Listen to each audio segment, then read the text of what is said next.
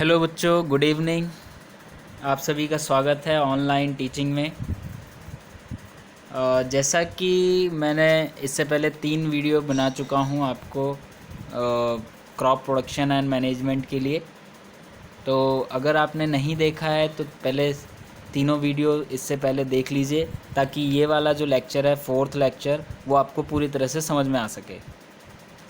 मैं इसके डिस्क्रिप्शन में लिंक भी सेंड कर दूंगा, जिससे कि आपको इजी हो सके। आप वहाँ पे भी जाके डिस्क्रिप्शन में क्लिक करके और आप उन वीडियोस को देख सकते हो। तो 1, 2, 3 इससे पहले ज़रूर देखें, ताकि आपको ये 4th लेक्चर अच्छे से समझ में आ सके। ओके, तो चलिए आगे चलते हैं हम लोग। आज हम करेंगे एक्टिविटी 1.2। इससे पहले आपने काफ़ी कुछ पढ़ चुके हैं, ठीक है। तो आगे चलते हैं। टेक मूंग और ग्राम सीड्स एंड जर्मिनेट दैम। आपने सीड्स लेने हैं और उनको जर्मिनेट करना है। जर्मिनेट मीन्स उगाना है, ठीक है। Select 3 equal size seedling. Equal size seedling का मतलब हो गया कि जहाँ पर आप जैसे पौधे लगाते हैं ना, उसको सीडलिंग कहते हैं, ठीक है। 3 equal size seedling.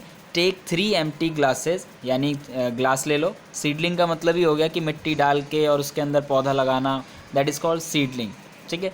Take 3 empty glasses और सिमिलर वेजल्स, ठीक है। जैसे आपने जिसमें पानी पीते हैं, जो डिस्पोजल ग्लासेस होते हैं, वो भी आप ले सकते हैं। Mark them A B C आपने करना है। To glass A and add little amount of soil mixed with a little cow dung. एक थोड़ा सा मिट्टी लेना, उसमें काउ डंग मिलाना है। In glass B put the same amount of soil, उतना ही सॉइल रखना है, mixed with a little urea, ठीक है। यूरिया जैसे खाद होती है, वो डाल के रखना है। Take the same amount of soil in glass C without adding anything. अब C वाले में कुछ भी ऐड नहीं करना आपने। पहले वाले में ध्यान दीजिएगा, जो A ग्लास है, ग्लास A लोगे, उसमें काउ डंग मिलाना है, गाय का गोबर थोड़ा सा, ओके, मिट्टी के साथ, ठीक है। जो B है, उसमें आपने यूरिया मिलाना है, जो कि आपका बाज़ार से मिलता है, ठीक है, खाद बोलते हैं उसको भी, ठीक है, वो आपको मिलाना है। टेक द सेम अमाउंट, और जो C ग्लास है उतनी ही मिट्टी रख के उसमें कुछ भी नहीं मिलाना आपने। Now pour the same amount of water in each glass. तीनों में बराबर बराबर मात्रा में आपको पानी डालना है, ठीक है। Plant the seedling in them. जो भी सीडलिंग, जो भी जैसे अंकुर, कुछ जो भी आपको बीज उगाना है, उसको उसके अंदर डाल दीजिए। Keep them in the safe place and water them daily, और उसको आप डेली पानी डालते रहिए। After 7 to 10 days observe their growth. 7 से 10 दिनों में उसको ऑब्जर्व करके देखिए, ठीक है। तो क्या होता है, अब आपने जब देखा इस ग्लास में, कुछ आपका इस तरह से होगा। आपको मैं ये लार्ज कर देता हूँ स्क्रीन पर, ताकि आप देख पाएँ। ABC आप देख पा रहे हैं। तो ये जो आपका सैंपल बना है, इसी तरह से आपका बनेगा।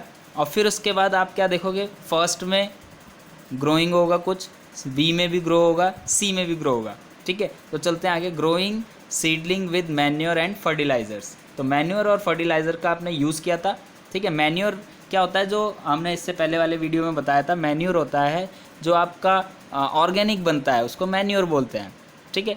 और फर्टिलाइज़र्स क्या होते हैं, जो आपके केमिकल से बनते हैं। क्लियर हो रही है बात? मैं बार बार यही बात कह रहा हूँ, ये इंपॉर्टेंट क्वेश्चन के रूप में आ जाता है आपके एग्जाम में। तो मैन्योर और फर्टिलाइज़र ध्यान रखिएगा। Did plants in all the glasses grow at the same pace. क्या वो सेम, सही तरीके से, सेम वे में उग रहे हैं। विच ग्लास शोड, आगे चलते हैं हम। Which glass showed better growth of plants. आप उसमें देख भी सकते हो किस प्लांट का कितना ज़्यादा बेटर है। In which glass was the growth fastest. कौन सा ऐसा ग्लास है जिसमें बहुत तेज़ी से फास्ट ग्रोइंग हुआ है, ठीक है। Fertilisers are chemicals which are rich in a particular nutrient. How are they different from manure. Okay, तो जो फर्टिलाइजर्स होते हैं वो मैन्योर से किस तरह से अलग हैं, ठीक है ना। जो आपका यहाँ पर फर्टिलाइजर्स जो केमिकल हैं, उसमें जो न्यूट्रिएंट्स होते हैं वो ज़्यादा मात्रा में होते हैं। बट ये कैसे इतना ज़्यादा होता है। अब जो खाद होती है, जो मैन्योर है, वो भी तो खाद है, और जो फर्टिलाइज़र है वो भी खाद है एक तरह से, ठीक है। तो फर्टिलाइजर्स में क्यों है ज़्यादा, तो चलिए आगे चलते हैं। Fertilisers are produced in factories, जो फर्टिलाइजर्स होते हैं वो फैक्ट्री में प्रोड्यूस किए जाते हैं। Some example of fertilisers are urea, ammonium sulphate, ठीक है, अमोनियम सल्फेट, सुपर फॉस्फेट, ठीक है, पोटाश, ठीक है, एनपीके नाइट्रोजन, फॉस्फोरस, पोटेशियम। ये नाम याद रखिएगा क्योंकि इससे रिलेटेड क्वेश्चन आ जाते हैं, ठीक है। Give the examples of fertilisers, तो आप आराम से ईजिली लिख सकते हो, यूरिया, अमोनियम सल्फेट, ठीक है, सुपर फॉस्फेट, पोटाश, ठीक है, एनपीके नाइट्रोजन, फॉस्फोरस, पोटेशियम, ये सारे एग्जाम्पल आप आसानी से लिख सकते हैं। चलिए आगे चलते हैं। The use of fertilisers has help farmers to get better yield of crops such as wheat, paddy and maize, ठीक है। अब वीट, पैडी और मेज, जो ज्वार, बाजरा और ये गेहूँ, इन सब की जब खेती होती है तो उसमें जो फार्मर्स होते हैं वो फर्टिलाइजर्स का यूज़ ज़्यादा से ज़्यादा करते हैं, ठीक है। फर्टिलाइजर्स का यूज़ इसलिए करते हैं क्योंकि उसके अंदर ज़्यादा न्यूट्रिएंट्स पाए जाते हैं, ठीक है, और ये फैक्ट्री के थ्रू बनाया जाता है, ठीक है, मैन मेड है। क्लियर हो गई बात, ठीक है। But excessive use of fertilisers has made the soil less fertile, but ये भी बात ध्यान रखनी होती है कि अगर हम ज़्यादा यूज़ करते हैं फर्टिलाइजर्स का खेत में या फसलों के लिए या जो भी खेती करते हैं उसमें अगर हम फर्टिलाइजर्स को ज़्यादा मात्रा में यूज़ करेंगे तो वो हमारी ज़मीन को अनफर्टाइल करेगी, यानी कि लेस फर्टाइल कर देगी, यानी कि कम उपजाऊ होगा, ठीक है, वो मिट्टी को ख़राब कर देगी। समझ में आ रहा है? तो हम ज़्यादा, तो इसीलिए फार्मर्स क्या करते हैं, उसको सही और लिमिटेड मात्रा में उसको डालते हैं, अदरवाइज़ वो दूसरे खाद का यूज़ करते हैं, यानी कि मैन्योर का, ठीक है, जो काउ डंग जैसे गाय के गोबर से बनता है और जीव जंतु मर जाते हैं उसको फेंक देते हैं वहाँ पर, तो वो सड़ गल जाते हैं, तो वो मिट्टी में मिल जाते हैं, उससे अच्छा न्यूट्रिएंट्स मिल जाता है, ठीक है। बट ज़्यादा मात्रा में फर्टिलाइजर्स का यूज़ करते हैं farmers, okay. Fertilisers have also become a source of water pollution, okay. तो जो फर्टिलाइजर्स हम यूज़ करते हैं या फार्मर्स यूज़ करते हैं उससे एक कारण और भी निकल के आता है, क्या कि उससे पॉल्यूशन होता है, वाटर पॉल्यूशन, ओके। क्यों होता है? क्योंकि जो खाद हम डालते हैं कुछ मात्रा में तो वो प्लांट्स ऑब्जर्व कर लेते हैं, बट जो बच जाते हैं वो क्या होते हैं, उसी खेत में पड़े रहते हैं, और जब बारिश आती है तो क्या होता है, पानी बहता है, ओके, और पानी के साथ वो फर्टिलाइजर्स भी उसके साथ बह जाते हैं, ओके। तो therefore in order to maintain the fertility of the soil we have to substitute fertilisers with organic manure or leave the field uncultivated fallow, ठीक है, in between two crops। तो यही वजह है कि जो फार्मर्स होते हैं वो अपने खेती में कुछ समय का उसमें अंतराल दे देते हैं, गैप कर देते हैं, ताकि जो वहाँ की फील्ड है, जो वहाँ की खेत है, ज़मीन है, वो दोबारा से नरिश हो सके, ठीक है, दोबारा से न्यूट्रिएंट्स उसमें आ जाएं। क्लियर हो गई बात? और नाइट्रोजन साइकिल इसमें बहुत इंपॉर्टेंट है, वो हम आपको आगे बताएंगे। तो नाइट्रोजन साइकिल वो एक प्रोसेस है जिससे कि नाइट्रोजन उस मिट्टी में मिल जाती है और फिर न्यूट्रिएंट्स उसमें दोबारा से आ जाते हैं, ठीक है।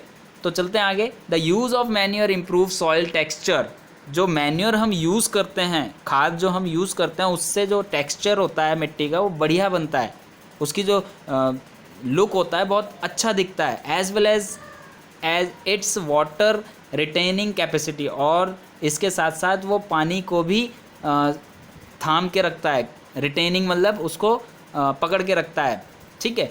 तो उसके अंदर पानी सोखने की कैपेसिटी अच्छी हो जाती है, okay. It replenishes the soil with nutrients, ठीक है, और ये दोबारा से क्या हो जाता है, रिप्लेनिश हो जाता है, यानी कि दोबारा से उसके अंदर न्यूट्रिएंट्स आ जाते हैं। अगर हम गैपिंग करते हैं एक या दो फसल के बीच में तो उसमें न्यूट्रिएंट्स वापस आ जाते हैं, ओके।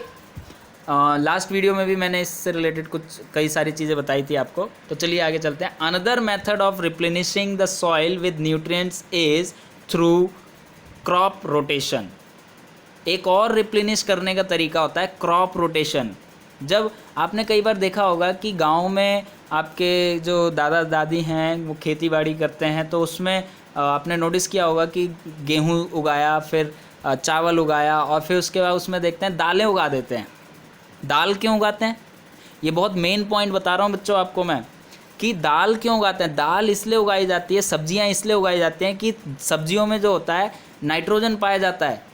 कई सारे ऐसे पौधे हैं जिसमें नाइट्रोजन की मात्रा ज़्यादा होती है, जब वो उगते हैं तो नाइट्रोजन ज़्यादा रिलीज़ करते हैं, जिसकी वजह से वो जो सॉइल है उसमें नाइट्रोजन आ जाता है, और नाइट्रोजन आने से क्या होता है, रिप्लेनिश हो जाता है, उसमें न्यूट्रिएंट्स आ जाते हैं। ओके, तो यही वजह है कि जो अच्छे फार्मर्स हैं वो इन सब चीज़ों का यूटिलाइज़ करते हैं, इन सब चीज़ों को, और फिर उसके बाद उनकी खेती अच्छी होती है और उनके जो क्रॉप्स होते हैं बहुत हाई यील्ड होते हैं, बहुत अच्छी क्वालिटी के होते हैं।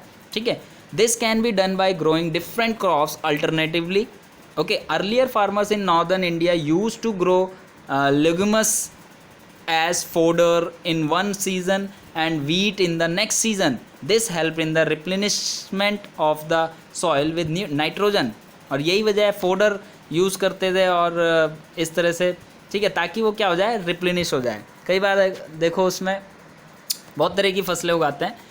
Farmers are being encourage to adopt this practice. ठीक है, फार्मर्स को एनकरेज किया जाता है इस तरह की प्रैक्टिसेस करने के लिए। तो आपको भी पता लग गया, आप भी किसी को सजेस्ट कर सकते हैं। ठीक है, in the previous classes you have learn about rhizobium bacteria. पिछली क्लास में आप पढ़ चुके हो rhizobium bacteria. These are present in the nodules, ठीक है, of roots of leguminous plants. जो लेग्यूमिनस प्लांट्स होते हैं उनके अंदर ये राइजोबियम बैक्टीरिया पाए जाते हैं। दे फिक्स एटमॉस्फेरिक नाइट्रोजन। जो नाइट्रोजन हमारे एटमॉस्फेयर में है उसको ये राइजोबियम बैक्टीरिया क्या करते हैं, फिक्स करते हैं ज़मीन पे। ओके, जो एटमॉस्फेयर यानी एयर में जो नाइट्रोजन गैस है या नाइट्रोजन हम बोल सकते हैं, तो वो फैली हुई है और मात्रा है उसकी कुछ %, तो वो वहाँ से लेके और वो ज़मीन में मिक्स कर लेते हैं, यानी कि उसमें ये फर्टाइल बना देते हैं ज़मीन को, मिट्टी को। ओके, तो चलते हैं आगे। इसी तरह से ये पेज आपका क्लियर होता है। तो हम नेक्स्ट पे चलते हैं। यहाँ पर है differences between fertiliser and manure. ये बहुत ही इंपॉर्टेंट क्वेश्चन है आपका। ठीक है, what are the differences between fertilisers and manure. ठीक है, फर्टिलाइज़र और मैन्योर में आपके डिफरेंसेस क्या हैं, तो वो आपके एग्ज़ाम में आते हैं, 3 या 4 नंबर के लिए भी आ जाते हैं। तो आप इसको बहुत ईजिली तरीके से लिख सकते हैं, मैंने आपको बताया भी है, बट आप यहाँ पर देख भी सकते हैं। पहला जो है फर्टिलाइज़र। फर्टिलाइज़र में क्या है, fertiliser is a man made inorganic salt. जो फर्टिलाइज़र होता है एक तरह का सॉल्ट है, इनऑर्गेनिक है।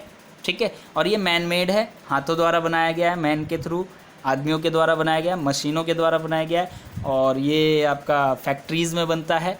दूसरा मैन्योर क्या है, manure is a natural substance obtained by the decomposition of cattle डंक एंड प्लांट रेसिड्यूज़। ठीक है, जो भी प्लांट सड़ गल जाते हैं उनको फेंक दिया जाता है खेतों में, और जो भी आपके काउ डंक हैं, गाय का गोबर एक्सेट्रा, बहुत सारी चीज़ें ऐसी हैं जो ख़राब हो जाती हैं, डिकम्पोज हो जाती हैं, सड़ जाती हैं, गल जाती हैं। गांव में बहुत सारी चीज़ें ऐसी पड़े पड़े सड़ जाते हैं, उनको उठा के किसान क्या करते हैं, खेतों में डाल देते हैं। ठीक है, ताकि वो उससे फर्टाइल हो जाए मिट्टी। Okay, fertilisers is prepared in factories, ये तो मैं बता ही चुका हूँ। Manure can be prepared in the field, और ये फील्ड में तैयार किया जाता है। वही गाय का गोबर उठा के डालते रहते हैं, घूर के घूर बनता जाता है और वो खूब सारा टीला सा बन जाता है, और फिर वहाँ पर मिट्टी, उस खाद को फिर फैला दिया जाता है एक बार में। Okay, fertilisers does not provide any humus to the soil. ठीक है, जो फर्टिलाइजर्स होते हैं वो ह्यूमस प्रोवाइड नहीं करते हैं, बट मैन्योर जो होते हैं वो ह्यूमस प्रोवाइड करते हैं। ह्यूमस आपने 7th क्लास में देखा होगा कि सॉइल चैप्टर में पढ़ा था। ह्यूमस क्या होता है, सबसे टॉप पे होता है, काली काली से हल्की मिट्टी होती है, वो ऊपर टॉप लेयर पे होती है, तो ह्यूमस होता है, दैट इज़ कॉल्ड ह्यूमस। उसमें आपके जीव जंतु भी पाए जाते हैं, उसमें आपके dead plants, dead and organisms भी पाए जाते हैं, उसमें बहुत सारी चीज़ें इस तरह से पाई जाती हैं, तो वो आपका हो गया humus. Okay, fertilisers are very rich in plants nutrients like nitrogen, phosphorus and potassium. जो फर्टिलाइजर्स होते हैं इनमें ये तीनों चीज़ों की मात्राएं पाई जाती हैं अच्छे मात्रा में। Manure is relatively less rich in plant nutrients.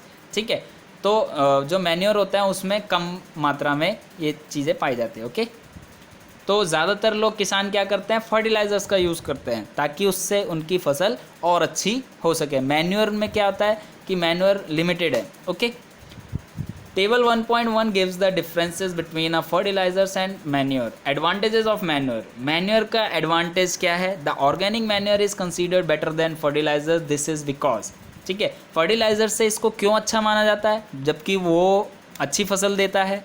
अच्छा इसलिए माना जाता है क्योंकि इससे एक तो पॉल्यूशन नहीं होता। It enhances the water holding capacity of the soil, ये वाटर को होल्ड करने की कैपेसिटी रखता है, इसलिए अच्छा है। It makes the soil porous due to which exchanges of gases becomes easy, और ये इसलिए अच्छा माना जाता है कि जब ये मिल जाता है तो उसके अंदर गैसेस के ट्रांसफॉर्मेशन होने ईजी हो जाते हैं। It increases the number of friendly microbe, और ये इंक्रीज़ करता है माइक्रोब्स को मिट्टी में, जैसे केंचुए वगैरह हो गए, ये ज़्यादा फ्रेंडली होते हैं, ठीक है, तो उसमें केंचुए अच्छे से फीड कर पाते हैं और वो आ जाते हैं जल्दी से। It improves the texture of soil, और ये सॉइल की जो टेक्सचर होती है वो अच्छी दिखाती है। ओके, तो आई होप यहाँ तक आपको समझ में आया होगा। चलिए अब आगे चलते हैं इसके। इरीगेशन 1.6 इरीगेशन, तो आपको समझ में आ गया होगा कि फर्टिलाइज़र इज़ बेस्ट और मैन्योर, तो मैन्योर को हम बेस्ट मानेंगे, बट वो फर्टिलाइज़र से हम अनाज सिर्फ ज़्यादा उगा सकते हैं, परंतु मेन जब देखेंगे तो आपका एडवांटेज किस में है, मैन्योर में। ओके, इरीगेशन क्या है? All living beings need water to live, you know that. Water is, आप सभी को पता है कि वाटर जो है जीवन के लिए बहुत उपयोगी है। Water is important for proper growth and development. Water is observed by the plant roots, जो वाटर है वो एब्जॉर्व किया जाता है प्लांट रूट्स के थ्रू। Along with water minerals and fertilisers are also observe. Okay, plants contain nearly 90% water, plants जो होता है कंटेन करता है 90% water. Water is essential because germination of seed does not take place under dry condition. आपको पता है पानी क्यों ज़रूरी है वहाँ पर? जैसे हमें पानी की ज़रूरत है वैसी प्लांट्स को भी ज़्यादा ज़रूरत है। अगर ड्राई रहेगा खेत तो they can not be live. Okay, वो ज़्यादा दिन तक जी नहीं पाएंगे, मर जाएंगे या सूख जाएंगे, ख़राब हो जाएंगे। Nutrients dissolve in water are transported to each part of the plant. ठीक है, जो सॉइल में वाटर मिला रहता है वो वाटर न्यूट्रिएंट्स से भरा होता है और वो न्यूट्रिएंट्स सप्लाई होता है जड़ों से ऊपर की ओर पत्तियों तक। ठीक है, और फिर पूरे पार्ट्स में उसके ट्रांसपोर्टेशन होता है। ठीक है, तो समझ में आ गया होगा आपको यहाँ तक। तो चलिए आगे चलते हैं थोड़ा सा और। Protects the crop from both frost and hot air currents. ठीक है, to maintain the moisture of the soil for healthy crop growth fields have to be watered regularly. अगर हमें बचाना है अपने क्रॉप्स को तो इन सब बातों का ध्यान रखना होगा कि पानी हम उसको समय समय पे देते रहें। ठीक है, मेंटेन करके रखें। हॉट, अब ज़्यादा गर्म भी ना हो। ठीक है, both frost and hot air currents. ठीक है, इससे हमें प्रोटेक्ट करना होता है। टू मेंटेन द मॉइस्चर, इनका मॉइस्चर मेंटेन करके रखना है। द सप्लाई, तो इसी तरह से आगे चलते हैं। The supply of water to crops at regular intervals is called irrigation. ठीक है, जो हम सप्लाई करते हैं रेगुलर इंटरवल में, रेगुलर इंटरवल जैसे 2 दिन के बाद, 3 दिन के बाद, ठीक है, प्रॉपर रेगुलरली हम पानी बार बार दे रहे हैं पौधों को, इसी प्रोसेस को हम क्या कहते हैं, इरीगेशन। तो वहाँ क्वेश्चन आ जाएगा व्हाट इज इरीगेशन या डिफाइन इरीगेशन। तो आप लिख सकते हैं the supply of water to crops at regular interval, this is the main point, regular intervals is called irrigation. The time and frequency of irrigation varies from crop to crop. ठीक है, soil to soil and season to season, तो vary करता है कि भाई irrigation आपका कैसा होगा। क्रॉप टू क्रॉप, जैसी उसकी फसल है उसके अकॉर्डिंग उसको कितना पानी चाहिए तभी आप करेंगे। कैसी उसकी मिट्टी है, मिट्टी भी हर जगह की अलग अलग होती है। ठीक है, किसी में पानी सोखने की ज़्यादा क्षमता होती है तो उसको कम चाहिए होगा पानी। ठीक है, तो सीज़न टू सीज़न, सीज़न जैसा भी होगा उसके according. In summer the frequency of watering is higher, जब गर्मी होती है तो पानी की ज़्यादा ज़रूरत होती है। Why is it is so? ठीक है, is it so? Could it be due to the increased rate of evaporation of water from the soil and the leaves? क्या इस वजह से पानी की ज़्यादा ज़रूरत होती है कि भाई इवेपोरेशन ज़्यादा होता है? इवेपोरेशन जानते होंगे आप कि पानी जो है सूख जाता है धूप में। ठीक है, ये इवेपोरेशन हो गया। ठीक है, और हाँ, कि लीव से और इससे सॉइल से जो है इवेपरेशन हो जाए, इसलिए पानी की ज़्यादा ज़रूरत। ठीक है, I am very careful this year about watering the plants, last summer my plants dried up and died. ठीक है, तो बूझो जो है इस बार वो सतर्क रहेगा इस चीज़ से लेके कि इस बार उसकी फसल सूखे ना। लास्ट टाइम उसका एक्सपीरियंस बैड रहा है। क्यों रहा है? क्योंकि उसका पूरी क्रॉप जो थी वो सूख गई थी बिना पानी के। ओके, तो ध्यान रखना पड़ेगा, जो भी फार्मर्स होते हैं उनको ध्यान रखना पड़ता है, बारी बारी से जाके बार बार जाके वहाँ पर पानी का इरिगेशन करना पड़ता है। ओके, सोर्सेज ऑफ इरिगेशन, चलिए पानी तो ज़रूरी है पौधों को, तो अब आते हैं हम sources of irrigation. What is irrigation? The sources of water for irrigation are wells. जो पानी सिंचाई के जो माध्यम हैं वो हैं वेल्स, कुआं, ट्यूबवेल्स, खेत के बगल में ही कहीं ट्यूबवेल बना देते हैं जहाँ से पानी निकाला जाता है। ठीक है, पोंड्स, पोंड्स यानी आपके तालाब हो गए, वहाँ से पानी वहाँ से निकाल लिया जाता है और फिर वहाँ खेतों में डाल दिया जाता है, वो चाहे मोटर से हो या कैसे भी करके। ऐसे लेक्स, जो आपके झीलें होती हैं वहाँ से, रिवर, नदियाँ, डैम्स वगैरह एंड कैनाल्स, इन सब से पानी लेके इरिगेशन किया जाता है। ओके, आई होप यहाँ तक आपको समझ में आ गया होगा।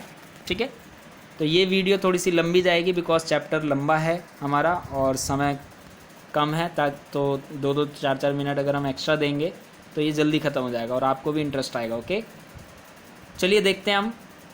हाँ, अभी तक हमने देखा कि क्या थे पानी देने के तरीके। ठीक है, ट्रेडिशनल मेथड ऑफ इरिगेशन। अब जो मेथड है वो हम पढ़ने जा रहे हैं।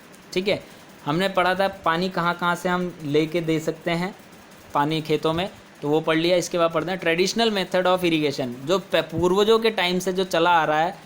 ठीक है, वो मेथड क्या था? तो the water available in wells, lakes and canals is lifted up by different methods in different regions for taking it to the fields. Cattle or human labor is used in these methods, so these methods are cheaper but less efficient. ठीक है, ये बहुत सस्ते तो पड़ते हैं। अब ये लेक से या फिर आपके कुएं से इस तरह से कर तो देते हैं, बट ये बहुत चीप तो पड़ते हैं, बट ये सक्सेसफुल ज़्यादा नहीं है। ओके, कैटल और human labour use this method. अब इसके लिए या तो जानवर चाहिए होता है खींचने के लिए पानी, या फिर आदमी चाहिए होते हैं पानी खींचने के लिए। ठीक है, और वो भी लिमिटेड समय के लिए आप कर सकते हैं। So these methods are cheaper but less efficient. ठीक है, the various traditional ways are moat, pulley system. ठीक है, पुली सिस्टम हो गया आजकल, और चैन पंप हो गया, चैन पंप के थ्रू अब खींचने लगे हैं लोग। ठीक है, तो अलग अलग तरीके के आ गए। This is called chain pump, आप फिगर में देख सकते हैं, ये चैन पंप हो गया। ठीक है, और एक हो गया ढेकली। ठीक है, अब यहाँ एक और फिगर देख लो, राहत। ये सारे मेथड्स हैं, ट्रेडिशनल मेथड्स हैं।